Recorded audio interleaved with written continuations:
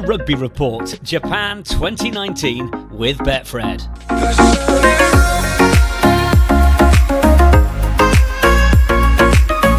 Hello and welcome to episode 4 of the Rugby Report, Japan 2019 with Betfred, with thanks to the Rugby United network of fans and the guys at Fill Your Boots Rugby. My name's Nick Heath and I'm still in Okinawa. And I'm Tom May and I think I'm in Toyota City.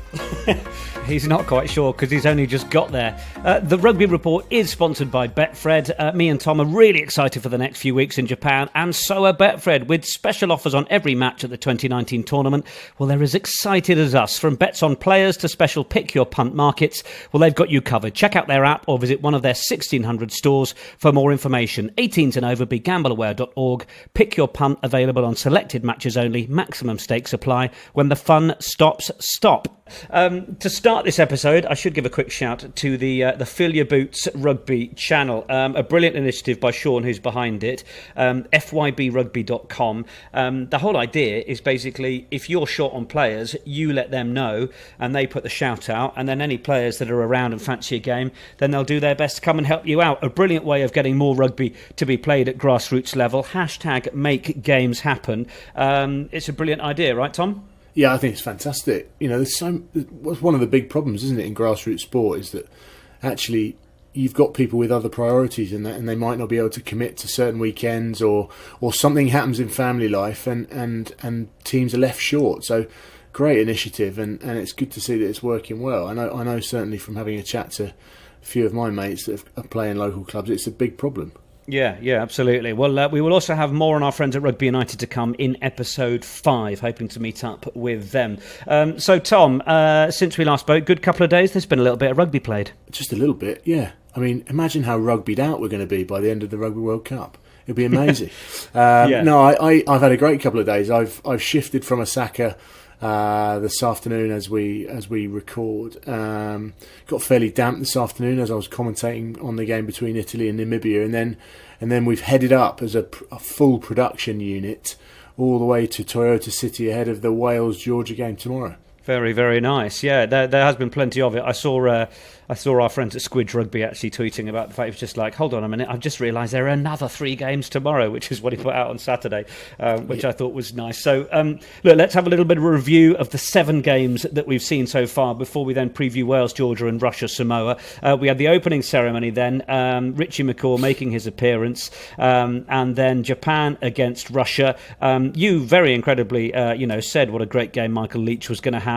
And then we also saw, perhaps that none of us predicted, a hat-trick for Mr. Matsushima, bringing home the try bonus and Japan winning by 30 points to 10. It was a scrappy game, I'd say, but certainly exactly what we wanted in terms of a potential upset with Russia scoring early, but then Japan bringing it home as the hosts. Yeah, I thought it was looked like a pretty nervy start by the Japanese, didn't it? The amount of sort of unforced errors that they made was probably not expected, but boy, they look sharp, don't they, when they're on attack? They've got some fantastic players, especially in their back 3 and in their midfield, and Matsushima looked really, really threatening when he got the ball. I'm really looking forward to them as they progress through the tournament, and I told you the Scottish would be under pressure when they play against them. Yeah, well, we'll come on to the Scottish performance shortly. Then in Sapporo, kicking off Super Saturday, Australia 39, Fiji 21, 6 tries from Australia. Reece Hodge has been cited for the knock on Pekele Yatu, and it's... That's fully deserved, isn't it? He got himself in a horrible tackle position. I think that was his problem. And also, he went on to score 8 points in that game. Yato ended up leaving the field. Who had been immense before that. Who had been brilliant in that opening period, yeah. We saw James O'Connor being spun around like a pinball. I mean, Fiji had their moments. You could sense that when Australia were within 5 points and then they got that score that put them ahead, that it was going to be game over for the Fijians. But I don't know whether to feel that we should be sort of, whether Fiji look as predictably not quite there as we wanted them to, or whether that loss of Yato and Hodge not getting the punishment that may be coming his way is to blame for what sort of started to fade them out of the game. I don't think you can blame the whole incident around Hodge. I think the loss of Yato would have affected them because he'd been that good prior to him going off. He was a big bloke anyway, but he absolutely he just eats people up, doesn't he? The way he carries the ball, he makes line breaks. He's such a threatening player for Fiji. To lose someone like that is a big loss for them. What about Tuisova having a hell of a time on the wing? He was just brilliant. Just tossing full-grown blokes about like they're just kids' toys. James O'Connor pretty much is a kid's toy, isn't he? So it's not that special. But I think the Fijians will be really looking forward to the rest of their tournament. They made a good statement. They've probably got areas to address, as I think most of the teams have. We've seen some good rugby, but we've seen quite a lot of mistakes made, I think, over the opening weekend. But I think the Fijians, they'll be pretty happy, I think.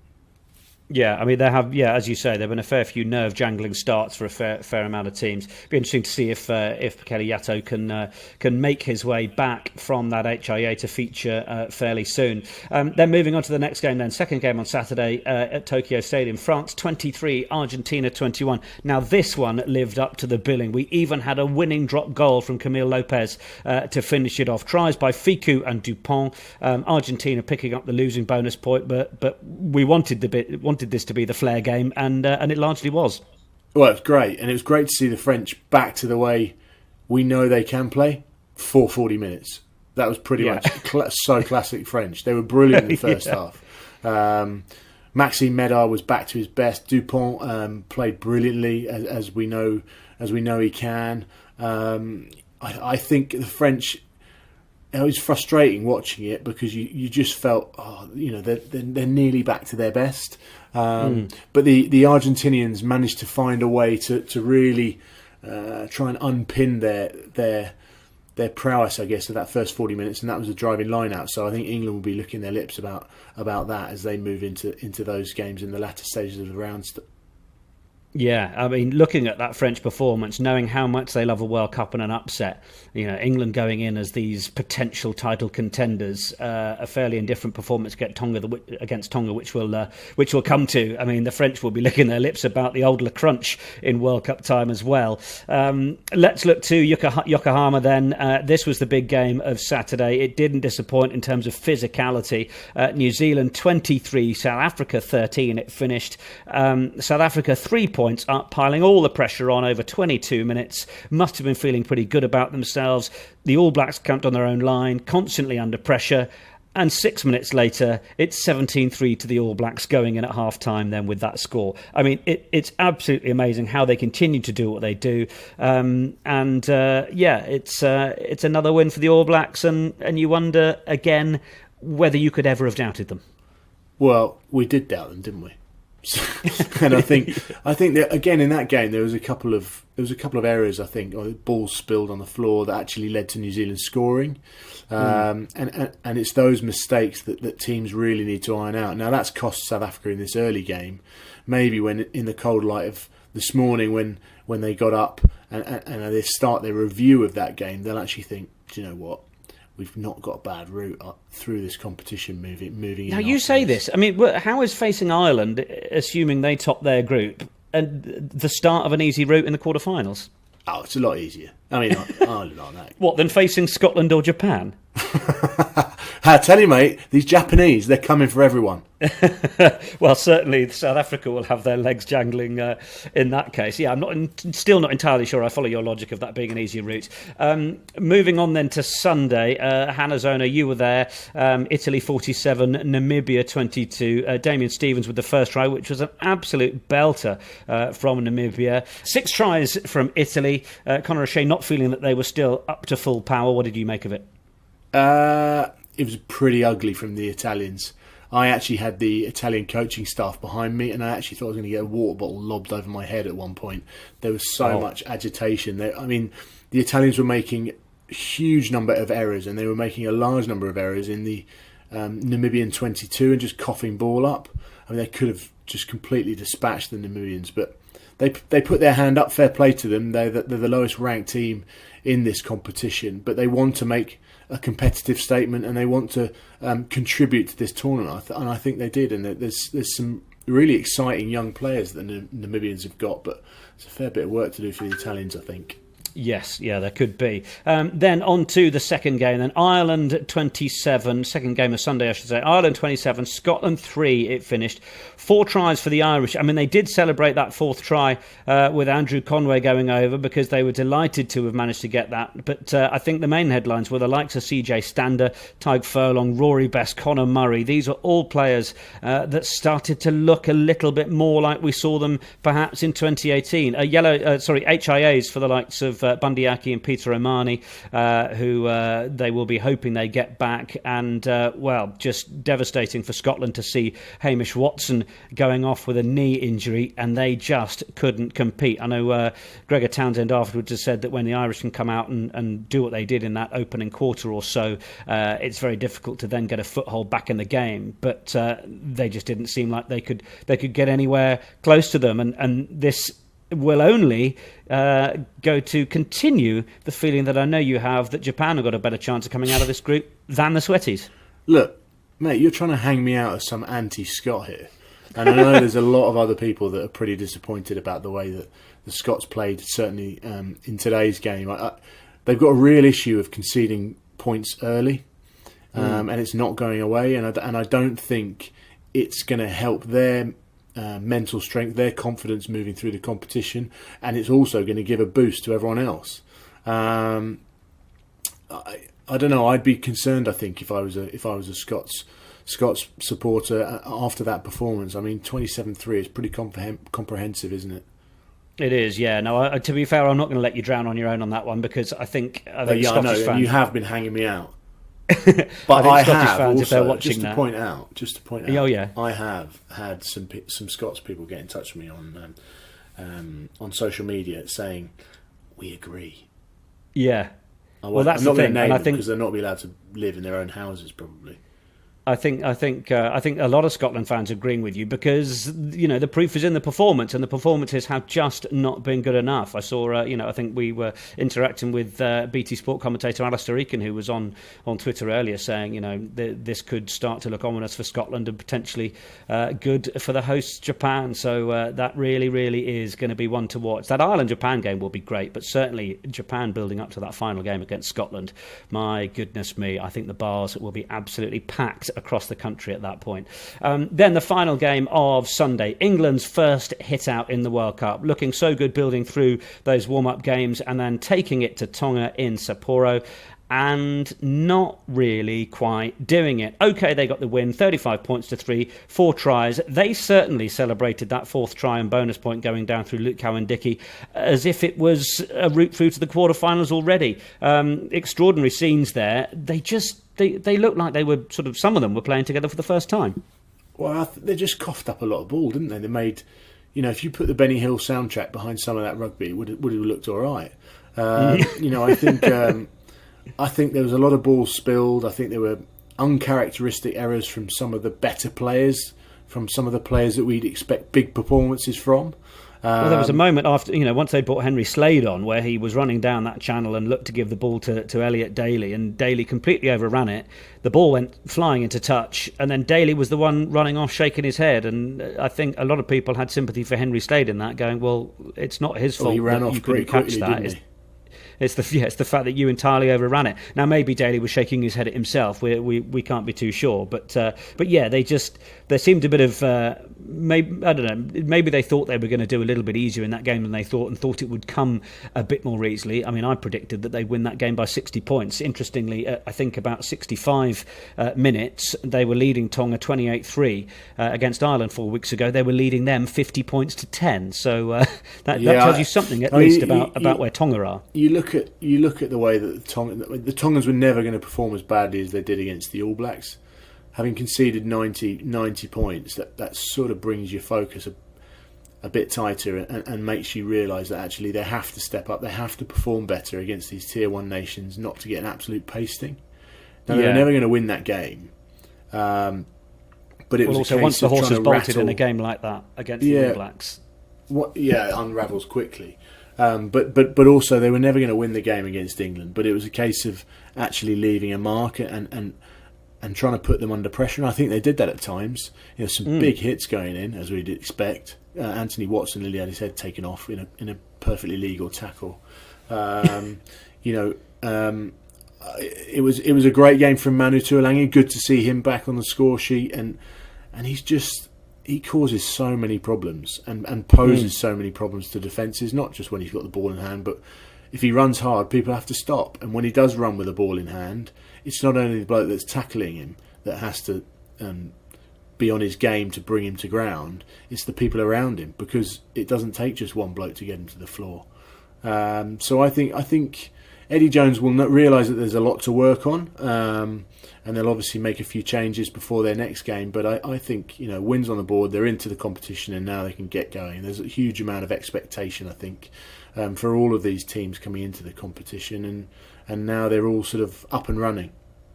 Yeah, they certainly are. Well, it's a win, and that's all they will worry about so far, getting that victory on the board. Don't forget, if you want to keep in touch with us on Twitter, you can at @therugbyreport_ to let us know what you're thinking of this fantastic competition here in Japan. As part of episode 4, we have a couple of previews to bring you, of course, because we've got a couple of games coming up at the start of the week as well. Don't worry, it doesn't all end after the opening weekend.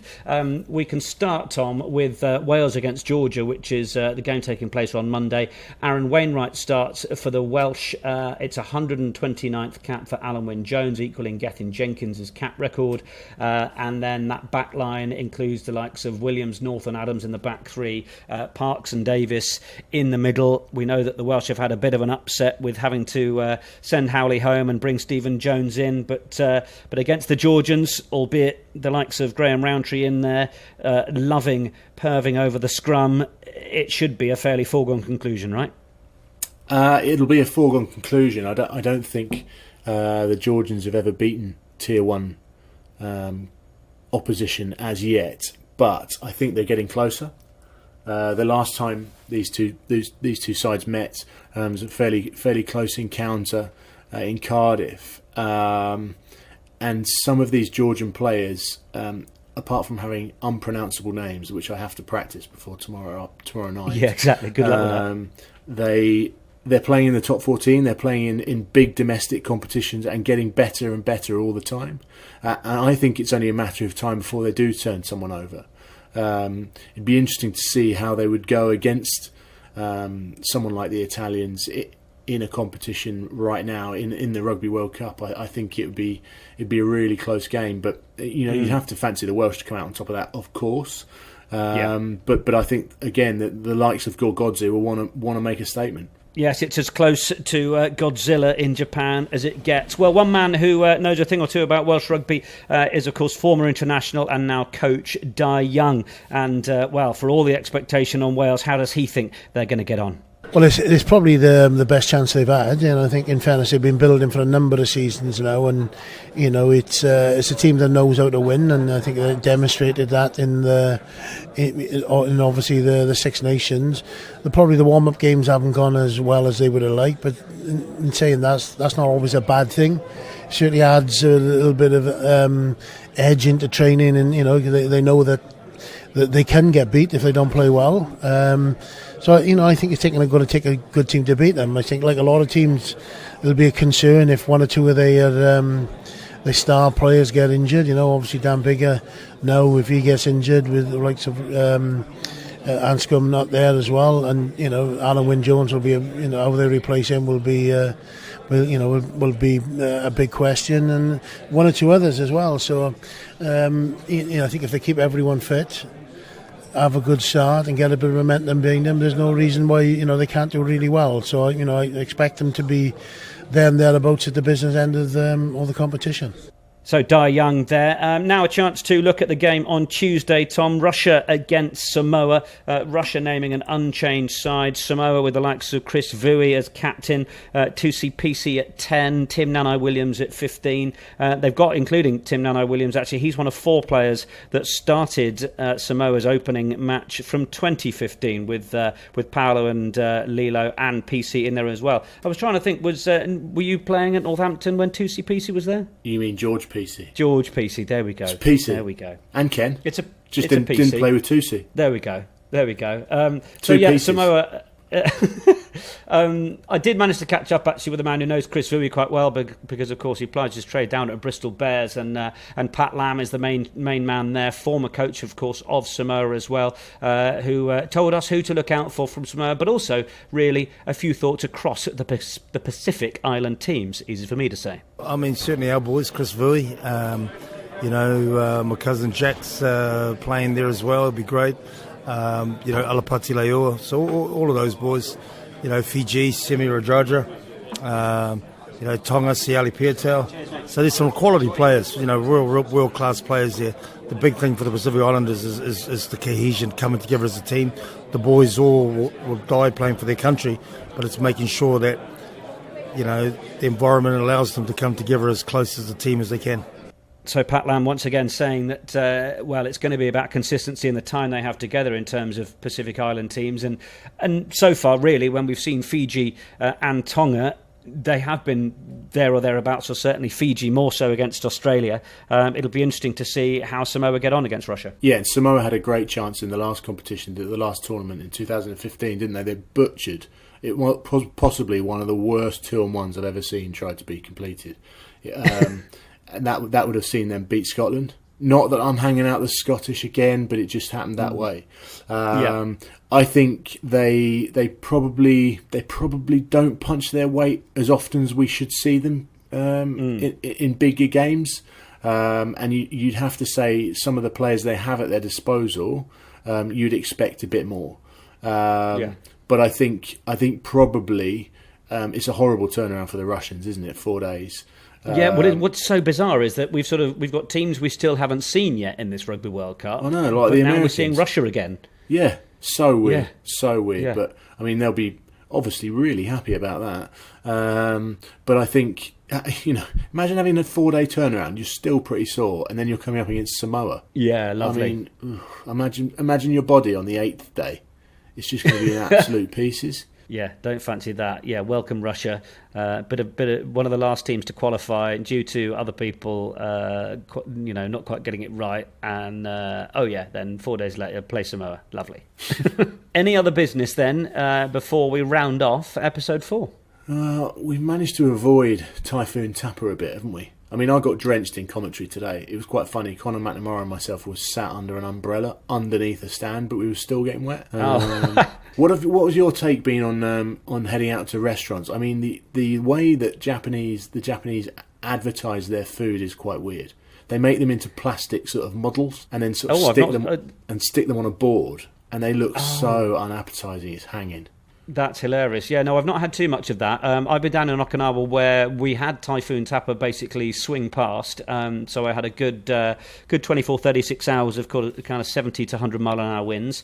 So that was nice. But I have snuck out. I found my local izakaya, which is what they call a kind of food pub, where you can get a few kind of small style dishes alongside beers. So I did that, made friends with them yesterday. So it was a nice place to go tonight and have dinner and watch the England game. I was using Google Translate heavily to get my message across. Yes, I am rugby journalist. Yes, will you be showing rugby on TV tomorrow? But yeah, it's been enjoyable.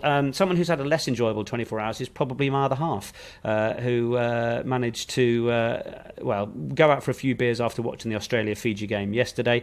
Was going to the England-Tonga game today, but over the course of being a bit hungover this morning, managed to lose his tickets to the game on his way out. So then had to go and reprint them, hoping that no one had found them, on the street. So they got in okay. That was fine. That deserves abuse. Yeah, and then they've all left the stadium, and he hasn't got his phone on him, so he's had to go back in and look for it. It's under the seat where he left it. And he's had I mean, to can we just send him home? His other two mates on. Yeah, he's basically said he's the worst touring buddy ever known. People must be saying, why has someone brought their kid on tour? Yeah. So shout out to Tom. It can only get better from there. And we will be, we'll be seeing him in Kovo, I think, in a couple of days' time. So maybe we can get him to recount how he's feeling for all of our listeners out there. I think that is about it. As I say, do get in touch with us on @therugby_report_ on Twitter, and keep in touch with Betfred as well for all of the latest. The Rugby Report Japan 2019 is sponsored by Betfred.